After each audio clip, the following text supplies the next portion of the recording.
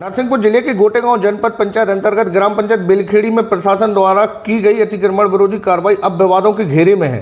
एक ओर जहां प्रशासन ने गरीब और किसानों की फसल पर बुलडोजर चलाकर उन्हें नष्ट कर दिया, वहीं दूसरी ओर स्थानीय ग्रामीणों ने प्रशासन की कार्यप्रणाली पर गंभीर सवाल खड़े किए हैं। पीड़ित किसानों का आरोप है कि बिना किसी ठोस विकल्प के उनकी मेहनत से तैयार की गई फसल को उजाड़ दिया गया है, जिससे उनके सामने रोजी रोटी का संकट खड़ा हो गया है। ग्रामीणों का आरोप है कि गांव के ही कुछ दबंग जनप्रतिनिधि और रसूखदार लोग पिछले 4 वर्षों से सरकारी जमीन पर अवैध उत्खनन कर रहे हैं। लाखों करोड़ों रुपए की मिट्टी का अवैध परिवहन किया जा चुका है, लेकिन प्रशासन उन पर हाथ डालने से बच रहा है। इस मामले में जिला पंचायत सदस्य वार्ड क्रमांक 2 अरविंद पटेल किसानों के समर्थन में उतर गए हैं। उन्होंने प्रशासन को चेतावनी देते हुए कहा है कि यदि दबंगों के अवैध खनन पर कार्रवाई नहीं हुई और किसान को न्याय नहीं मिला तो क्षेत्र में बड़ा आंदोलन किया जाएगा। एक तरफ गरीब की फसल काटी जा रही है और दूसरी तरफ दबंग सरकारी जमीन खोदकर बेच रहे हैं। यह दोहरा मापदंड नहीं चलेगा। यह मामला अब तूल पकड़ता जा रहा है। देखना होगा कि जिला प्रशासन इस पक्षपात के आरोपों और अवैध उत्खनन की शिकायतों पर क्या कदम उठाता है। देखिए महाकौशल दर्पण की एक खास रिपोर्ट अंकित बख्शी के साथ। इसमें क्या कार्य किया जा रहा है शासन द्वारा अतिक्रमण हटा के? अब ये गड्ढे भाई हैं, तो ये शासन बताएगी कि इसमें क्या होगा। देखिए साथियों, ये गड्ढे किए गए हैं, ऐसा सुनने में आ रहा है कि ये जल संवर्धन कार्य हो रहा है। जल संवर्धन कार्य हो रहा है, शासन की अच्छी पहल है, लेकिन इसी पंचायत में मैं अभी इसी न्यूज में विजुअल के माध्यम से बताऊंगा, 23,80,000 रुपए के अमृत सरोवर में एक बाल्टी पानी नहीं है।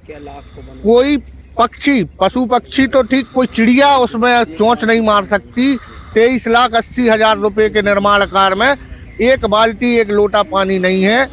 और गरीब किसानों की खेती को अतिक्रमण मुक्त कराकर ऐसे दिखाने के योग्य, बस जो धरातल पे जो कभी काम नहीं आने वाली जो योजनाएं हैं, ऐसे कार्य किए जा रहे हैं।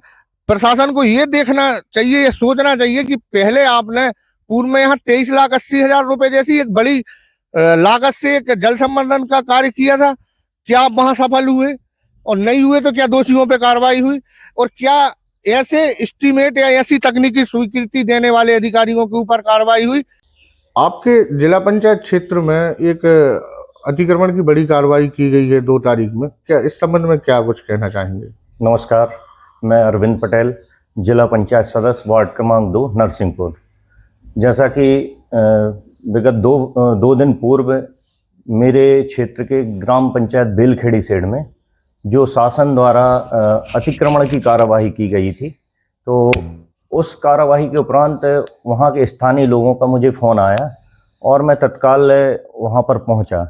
तो मैंने वहाँ पर जो संबंधित अधिकारी थे उनसे निवेदन किया कि आप जो अतिक्रमण की कार्यवाही कर रहे हैं, तो इसमें जो वहाँ के स्थानीय लोग हैं जिन्होंने छोटी छोटी ज़मीनों पर काश्तकारी की हुई थी, जिसमें कुछ किसानों ने सब्जियां भी लगाई थी, तो मेरा उनसे निवेदन था कि उनको थोड़ा सा समय दिया जाए ताकि उनकी जो फसल है वो काट कर वो अपने घर पर ले जाएं, और उसके उपरांत मैं गारंटी लेता हूं कि उस अतिक्रमण को हम हटवाएंगे आपके साथ सहयोग करके।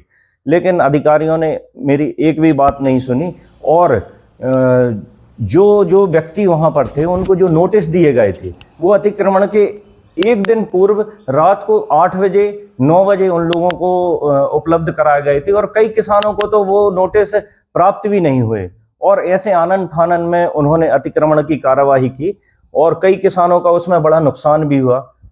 एक किसान का वहां पर ड्रिप सिस्टम लगा हुआ था, वो भी वो निकाल नहीं पाया।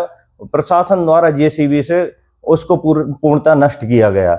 और उसी उपरांत मैंने वहाँ पर जब नज़र डाली तो देखा कि वहाँ पर मिट्टी का एक बड़ा खनन, जो लगातार वहाँ के स्थानीय लोगों ने बताया कि 4 वर्षों से वो खनन लगातार चल रहा है, कई एकड़ों में, और कई हजारों डंपर वो मिट्टी वहाँ से निकाली गई। तो मेरा उन अधिकारियों से क्वेश्चन था कि आपके नाक के नीचे इतना बड़ा खनन हुआ, तो आप लोगों द्वारा उस पर क्या कार्यवाही की गई?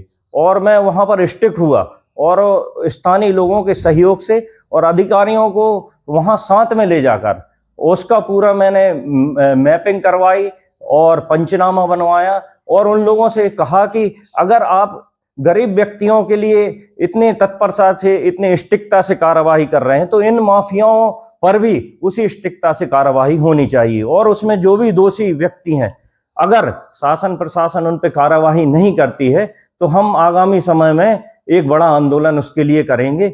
और जो गौ संवर्धन के नाम पे, चूंकि मैं गौशाला भी गया था, वहां मैंने देखा कि एक गौ माता दोपहर के 3 बजे लगभग 42 डिग्री टेम्परेचर में ग्राउंड में पड़ी हुई थी, जिसको हम सभी साथियों ने मिलकर उसको गौशाला में जैसे ही अंदर किया और 2 मिनट बाद वो गौ मृत हो गई।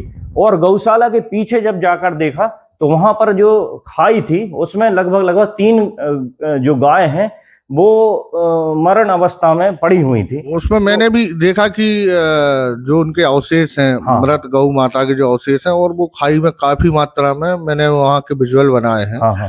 और अभी जो वर्तमान में गौ संवर्धन के नाम से जो मध्य प्रदेश में एक अभियान चलाया जा रहा है, बिल्कुल बिल्कुल, और भूमि अतिक्रमण मुक्त कराई जा रही है, बिल्कुल बिल्कुल। इस संबंध में क्या कहना चाहेंगे? मैं इसके लिए यही कहना चाहूंगा कि 2017 में शिवराज सिंह की सरकार, जब सरकार में शिवराज सिंह थे, तो लगभग नर्मदा घाटों पर 6 करोड़ वृक्षों से अधिक वृक्षारोपण करने की एक मंशा से एक मुहिम सरकार द्वारा चलाई गई थी, जिसमें नर्मदा के किनारे जो घाट इतने दुर्लभ थे कि जहां हम पैदल नहीं पहुंच पा रहे थे, तो उस माध्यम से शासन ने पैसा खर्च करके, करोड़ों लाखों रुपए खर्च करके वृक्षारोपण के नाम पे उन घाटों पर रोडों का निर्माण किया। अब आज हम वर्तमान स्थिति में उन घाटों पर जाकर देखें तो 6 करोड़ तो आप छोड़ें, वहां पर अपन को 60 वृक्ष देखने को नहीं मिलेंगे। हाँ, लेकिन जो उस माध्यम से रोडें बनी हुई थी, जो नर्मदा में रेत सुरक्षित थी, आज उस रेत को लगातार अवैध रूप से निकाला जा रहा है। तो कहीं ना कहीं नर्मदा का अस्तित्व भी आज की डेट में खतरे पर है। और जो 23 जिलों में शासन द्वारा जो गौ संरक्षण और संवर्धन के नाम पर जो जमीनें अलाट की जा रही हैं, 23 जिलों में लगभग हजारों एकड़ जमीन अलाट शासन द्वारा की जा रही है, तो उसको लेकर भी एक बड़ा क्वेश्चन मार्क है कि उन जमीनों को शासन किन व्यक्तियों को दे रही है। तो कहीं ना कहीं मैं मानता हूं कि ये जमीनें सरकार से जुड़े हुए बड़े उद्योगपतियों को दी जाएंगी, और उन जमीनों पर आगामी समय में क्या होगा वो तो आने वाला भविष्य ही बताएगा। इस पूरी कार्रवाई पे आप शासन प्रशासन से क्या मांग करना चाह रहे हैं, और अगला कदम आपके तरफ से क्या होगा?